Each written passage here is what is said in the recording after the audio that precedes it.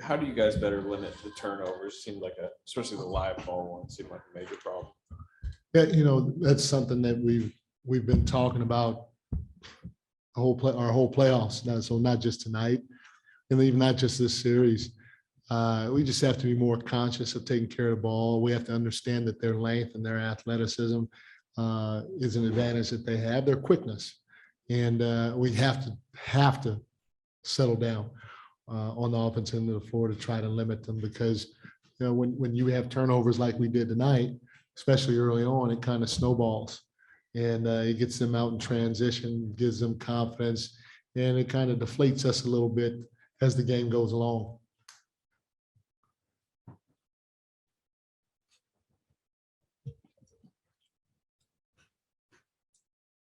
Mike, what just kind of was your message for the team after that game?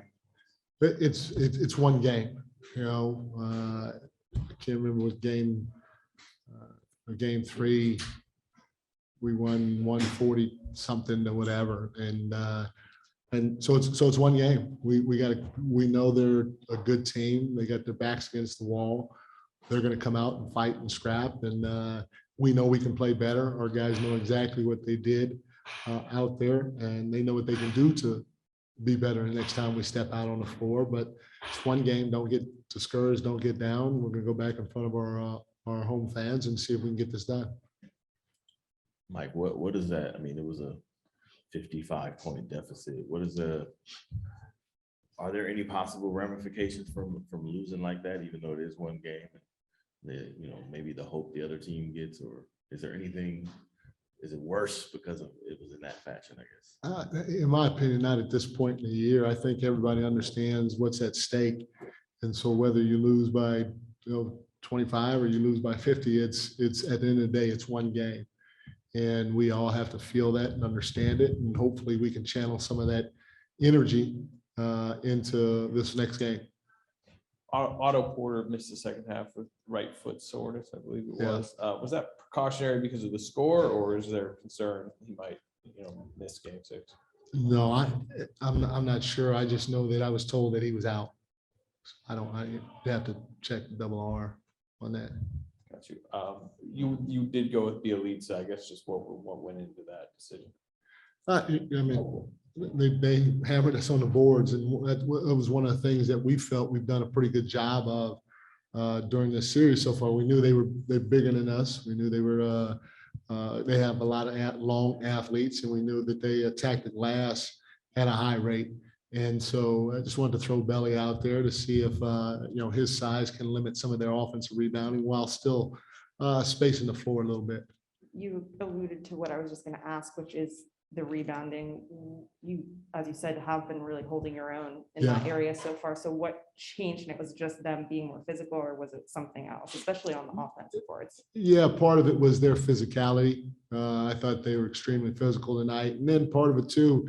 I mean, we've had an alertness or an awareness when it came to hitting bodies and boxing people out early, and we didn't have that tonight. There were too many times throughout the course of the game that their bigs or even their wings just kind of ran by us, and we turned and look, and they're jumping over us at the rim and coming up with the rebound. So we have to do a better job of going and seeking a body and boxing them out early, and hope that one of our teammates gets the rebound. You talked about, your message to the team was that this is just one game. Right. But at some point, being down 55 and the way that the game was going, it had to have been demoralizing in this kind of atmosphere with the fans cheering for Memphis and everything. How do you guys flush this win down and bounce back from it? I mean, reality of it is you just kind of like when you're in the bathroom, you just kind of grab the switch and push it down, and it just goes right down the toilet. And it's kind of how we're going to do this one. Obviously we're going to watch the film and try to learn and grow from it. But at the end of the day, like I said, our guys, they understood what happened out there. So there's no need to overreact. We'll come out and we'll play better Friday in front of our home crowd and see if we can get this win to close out. We know that they're a desperate team. Their backs against the wall, and we have to meet their energy in that regard. Mike, offensively for your offense, what is their two bigs in the paint lineup? Like what kind of problems do they present for you on offense? A lot of problems, we're not getting to the rim as cleanly as we have in the past, with Steven Adams down there. And then, they're long too. So not only are we having, problems at times finishing, but if we go too deep with our penetration, their length and their activity, they're getting a lot of deflections. And so, we have to get off the ball sooner. On our penetration, we have to cut sometimes and we have to relocate. We can't just stand and wait for the ball because they're very good at helping and then getting back out the passing lane. So if we relocate, we'll get some good looks once we do that. Thank you, guys.